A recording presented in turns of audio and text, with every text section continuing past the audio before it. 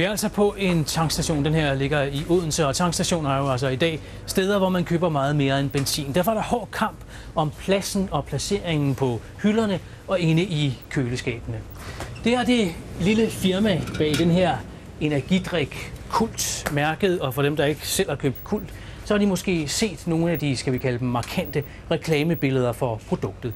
Reklamer, der tilsyneladende har virket, for Kult er blevet en kæmpe salgssucces. Det blev så stort, at man henvendte sig til Carlsberg for at få Carlsberg til at distribuere Kult-dåserne. Carlsberg er førende på markedet for læskedrikke og skulle nu til at arbejde for en lille konkurrent. En palle med energidrikken Kult er på vej ud til kunderne. Indehaveren Brian Sørensen købte for 8 år siden verdensrettighederne til det ukendte varemærke Kult i Tyskland. Sådan så den første Kult ud. På trods af besværlige danske returpantregler og dåseforbud, fik han Kult på markedet i en flaske. I 2002 kunne han fylde den på dåser. Okay, I'll ask them. I dag er Kult den mest solgte energidrik i Danmark. En god idé, der tog sin begyndelse i det små i en garage i Aarhus. Her er vi så i min fars garage. Og det var her, jeg fik de første varer i 1998 om sommeren. Og der var simpelthen fyldt fra gulv til loft med kasser med Kult i. Og her kom jeg så kørende i min lille transportbil og læssede kasser ind og kørte til små kiosker og diskoteker og afleverede varerne. Når du har dåsen, så er der 4 farver på den. I dag er der 9 ansatte på Kult hovedkontoret i Aarhus. Kult er blevet kendt som klassens frække dreng med provokerende markedsføring.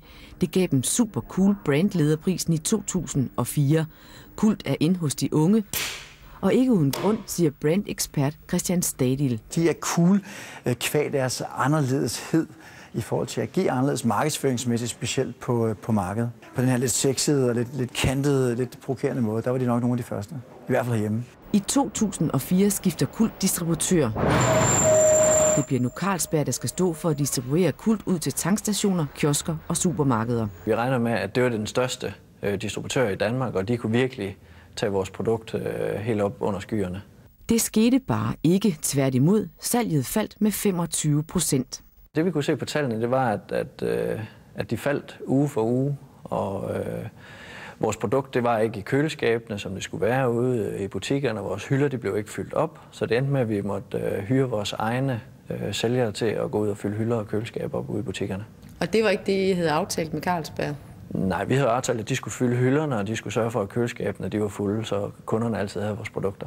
Men det er ikke det eneste problem, Kult har med Carlsberg. I april i år får Kult en noget overraskende opringning. Ved et tilfælde så bliver vi ringet op af nogle butikker, der fortæller, at de ikke har fået varer. Og det er faktisk mennesker, som aldrig ringer til os, for vi har jo ikke noget salg herfra. Det er fra Carlsberg, at de modtager vores bestillinger, så det er rent tilfældigt, at vi hører, at der er udsolgt ved Carlsberg. Et af de steder, der får at vide af Carlsberg, at Kult er udsolgt, er kæden Hydro Texaco.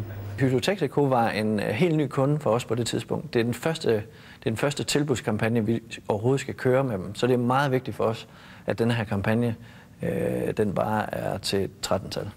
Men Kult kom ikke i butikkerne, og det var til stor irritation for kæden. Det er et uheldigt signal til folk, og det er noget med, at gider folk komme igen, så regner de med, at den butik egentlig har de varer, som de plejer at have. Det er helt klart noget, som man mister kunder på i længden. Hos Kult forstår man ingenting. I kontrakten med Carlsberg står der, at Carlsbergs lagerbeholdning aldrig må komme under 1 måneds forbrug. Derudover kontakter Carlsberg ikke på noget tidspunkt Kult for at få flere varer. Det ville ellers ikke have været noget problem. Vi har altid mindst 350.000 dåser på lager, så i princippet burde det ikke kunne lade sig gøre, for det er til 5-6 uger salg. Men udsolgt situationen med Hydro Texaco skal vise sig ikke at blive den eneste. 4 hele uger ud af 9 uger kan vi ikke levere varer til vores kunder. Det er jo altså 4 uger, der aldrig kommer igen. Det salg kommer jo ikke igen. Det er jo ikke sådan, folk de går ned og siger, at vi skal have en Kult i dag. Nå, det er ikke Kult. Jamen, så venter vi lige en uge, og så køber vi den så om en uge. Så køber man jo noget andet i stedet for. Hvad var det for nogle kunder, der ikke fik deres varer leveret? Jamen, det var Hydro Texaco, det var Q8, det var Coop, det var Dansk Supermarked. Altså, stort set hele paletten af alle de største. Den 14. august i år indgår Kult og Carlsberg en aftale om at stoppe distributionssamarbejdet. I en skriftlig aftale forpligter Carlsberg sig til, i en periode fra 14. august til 30. november, at henvise kunderne direkte til Kult, når de ringer til Carlsberg for at bestille varer. Den aftale har nu fungeret i 84 dage. Det mærker man ikke meget til hos Kult. Der er ikke en eneste kunde, der har ringet til os eller skrevet til os siden den dag, vi holdt med Carlsberg. Det forstår de godt på diskoteket Body Holly i Hjørring. Vi ringer til Carlsberg, som vi normalt gør, for at få vores kult. Og der får vi vide af sælgeren, at de stopper med at forhandle kult. Og vi forsøger så at få at vide, hvor vi kan få dem i stedet for, men det kan han ikke oplyse os om. Carlsberg oplyser altså ikke diskoteket i Hjørring om, at kult fremover skal bestilles direkte hos kult, selvom de skriftligt har forpligtet sig til det. Hos kult får man flere og flere henvendelser fra kunder, der tror, kult er udgået af markedet. Dengang, da vi fik nogle henvendelser fra kunder, der skyndte vi os at spørge dem, er det noget, du vil udtale om? Vil du skrive et brev til os? Og så videre, så videre. Der var der faktisk mange, der ikke turde, men der var nogen, der turde. Og da de gjorde det, så tænkte vi, nu må vi også hellere prøve selv at ringe til Carlsberg, og så optage det på bånd. Optagelserne her er fra september i år, altså inden for den periode, hvor Carlsberg har forpligtet sig til at henvise til kult. Velkommen til Carlsberg Danmarks kundeservice. Ja, goddag. Jeg skal lige spørge dig, jeg skal bruge nogle kult. Ja, de er udgået. De er udgået? Ja, de er udgået. Jeg skal bruge nogle kult. Dem har jeg ikke mere. Dem har... Nej, dem forhandler vi ikke med. Jeg ved ikke, hvem der har overtaget dem. Nå, okay. Men det forstår jeg ikke helt. Eksisterer kult ikke mere, eller hvordan? Nej, altså jo, der er nogle andre, der har overtaget det. Jeg ved bare ikke, hvem. Vi fører ikke kult mere. I fører ikke kult mere? Nej. Jamen, hvorfor har I ikke kult mere?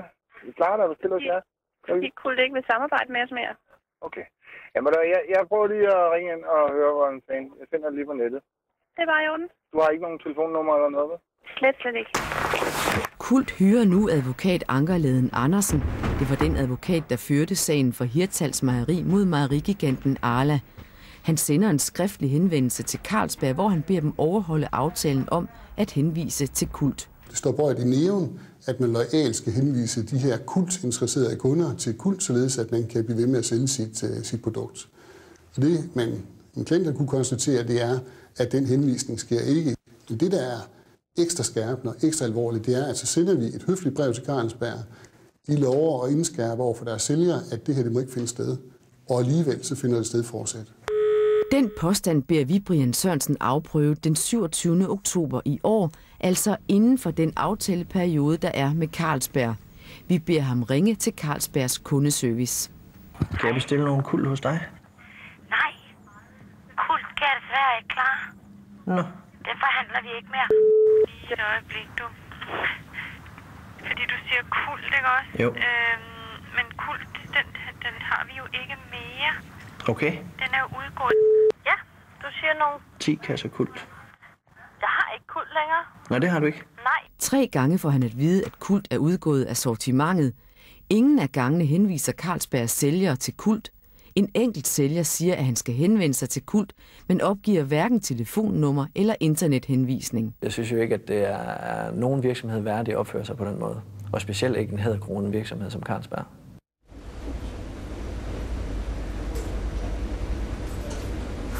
Jørgen Tolstrup, du er administrerende direktør for Carlsberg i Danmark.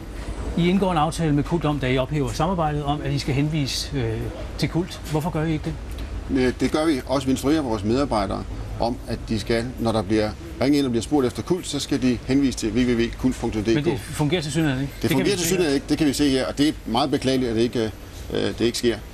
Der er en anden del i den aftale også, der gør, hvor der står, at vi skal skrive til alle vores kunder, at nu ophører vores samarbejde, og at man skal få varerne hos kult. Det har vi gjort til alle kunder, det har I også set i breve, vi har skrevet til kunderne. Men ikke desto mindre, så er det sådan, at når de kunder, der ringer ind, de ringer derind, så får de ikke at vide, hvad det er, de skal gøre. Nej, det er en fejl. Det er beklageligt, at vores medarbejdere ikke henviser, som vi har aftalt. Og det er selvfølgelig vores fejl, at vi ikke har instrueret dem. Og selv efter I får en henvendelse fra Kults advokat den 20. september, ser det ikke ud, som om det har virket? Nej, vi har 2 gange indskærpet det over for medarbejderne. Sidste gang med en mail til samtlige medarbejdere, der har med kunder at gøre. Og det er desværre ikke trængt igennem, det kan jeg jo se her. Og det vil jeg så få rettet op på mandag.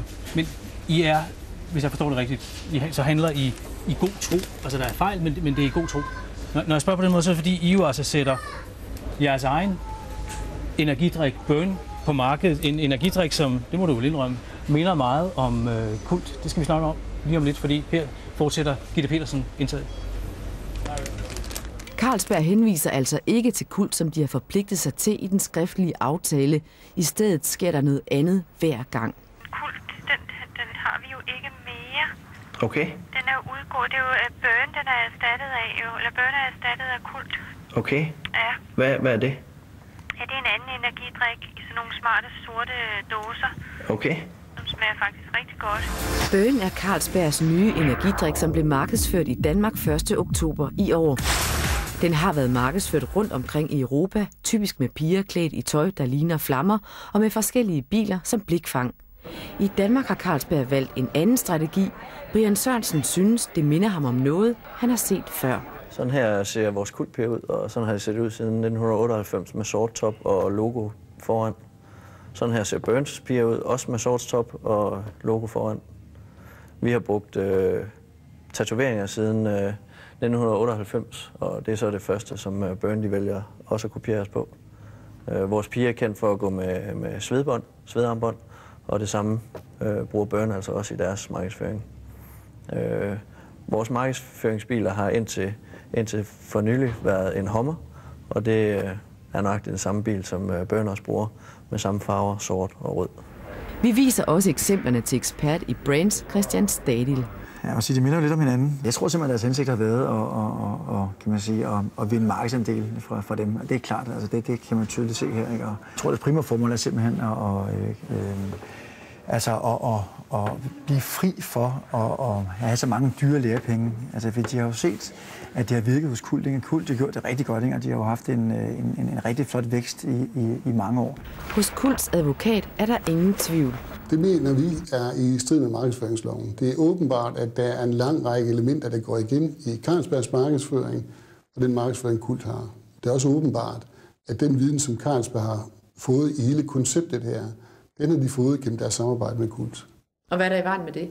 Det, der er i vejen med det, det er, at Carlsberg så på en, efter vores opfattelse, illoyal måde går ind og snylder på den markedsopbygning, som Kult har foretaget, og dermed slår Kult ihjel, fordi man er så stor og stærk, som Carlsberg rent faktisk er. At Carlsberg skruer op for markedsføringen af Burn, har Kult mærket blandt andet på tankstationerne. Her er der fra en Statoil i Skanderborg, hvor Kult er kommet helt ind i Skammekrogen, og Burn de har taget alle de bedste placeringer i køleskabet. På Shell i Silkeborg har Carlsberg-sælgeren valgt at sætte både klistermærke og sugekopholder med Burn foran Kult, som er herinde bagved et eller andet sted. Og her er vi fra Shell i Aarhus, hvor de simpelthen sætter deres produkter ind foran vores. Grunden til, at jeg kan kende vores, er, fordi vi har røde tapper på dåsen, og de har sølvtapper. På et diskotek i Fredericia blev indehaveren ligefrem bedt om at fjerne Kult fra køleskabet. Da han ser det her køleskab, som er et af mange her, der får vi simpelthen at vide, at produkterne, som står heroppe på hylden, de skal pilles ud. Der må kun være Carlsbergs produkter i køleskabene. Det strider mod en EU-afgørelse. Den siger, at hvis der kun findes køleskabe fra én leverandør, det er tilfældet i Fredericia, hvor Carlsberg ejer alle køleskabene, ja, så skal 20% af pladsen reserveres til konkurrerende produkter. Hvis det ikke er muligt at finde en løsning med Carlsberg, både på det adfærdsmæssige og på det økonomiske, så er løsningen jo, at vi går til domstolene og får nedlagt et forbud og søger en økonomisk kompensation for det her. Kombineret med, at vi naturligvis også skal have EU-kommissionen til at kigge lidt på den her sag. Det koster Kult omkring 200.000 kroner om ugen, at mange af kunderne tror, at Kult er udgået. Det er mange penge for en lille virksomhed. Hos Kult forstår man ikke Carlsbergs strategi. Danmark skal drives af iværksættervirksomheder og gazellevirksomheder. Og vi sidder altså på 0,1% af det samlede læskedrikmarked i Danmark. Så et eller andet sted virker det bare omsonst, der skal træde så meget på os. Jørgen Tolstrup, det ligner jo et forsøg på at kvæle en konkurrent. Først ved at presse dem ud af køleskabene, og så ved at kopiere deres markedsføring. Kan du give mig et godt argument for, hvorfor jeg ikke skal tro, at det er sådan? Vi har været meget glade for at samarbejde med Kult. Vi har forhandlet deres produkter i 2,5 år, og vi har faktisk udviklet salget så meget, så det er steget 37% her i 2006 i forhold til 2005. Det falder, da de kommer til. I 2004 er det faldet en lille smule, men det er rigtigt, at i 2006 der har vi øget salget med 37%. Og det er vi faktisk meget stolte over, at vi har løftet op til det. Vi har afviklet over 100 kampagner med forskellige detailhandelskæder, og det er rigtigt, det er gået galt med den i Hydro Texaco, og det er ikke brandærgerligt. Det går ud over os og Kult og Hydro Texaco. Hvis nu vi tager påstanden her, fordi der er jo et tidspunkt, hvor det er udsolgt. Ikke? Først er det udsolgt hos jer. I får en mail fra direktøren, hvorfor ringer I ikke bare? Så henviser I ikke kunder til Kult, som vi har hørt. Og så kopierer I deres markedsføringskampagne. Er det bare en tilfældighed? Vi kopierer ikke deres markedsføringskampagne. Den kampagne, der er lavet for Burn, det er en international kampagne, som Coca-Cola har rullet ud over det meste af verden. Vi er det 23. land i Europa, der begynder at bruge den. Og så er der lige en ting mere.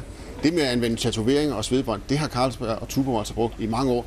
Hvis du var til J-dag i fredags, så vil du se, at vi gør det samme. Men altså, helt ærligt, det har vi også siden 1990. Det kan godt være, at det har kørt ud over hele Europa, men det specielle her ved Danmark, det er vel sådan set brugen af lige præcis de der svedbånd, de t-shirts, der bliver brugt, de tatoveringer, der bliver brugt, og så den her Hummer. Hvor i Europa bruger andre biler, så bliver der brugt en Hummer fuldstændig ligesom man gør, at man markedsfører Kult.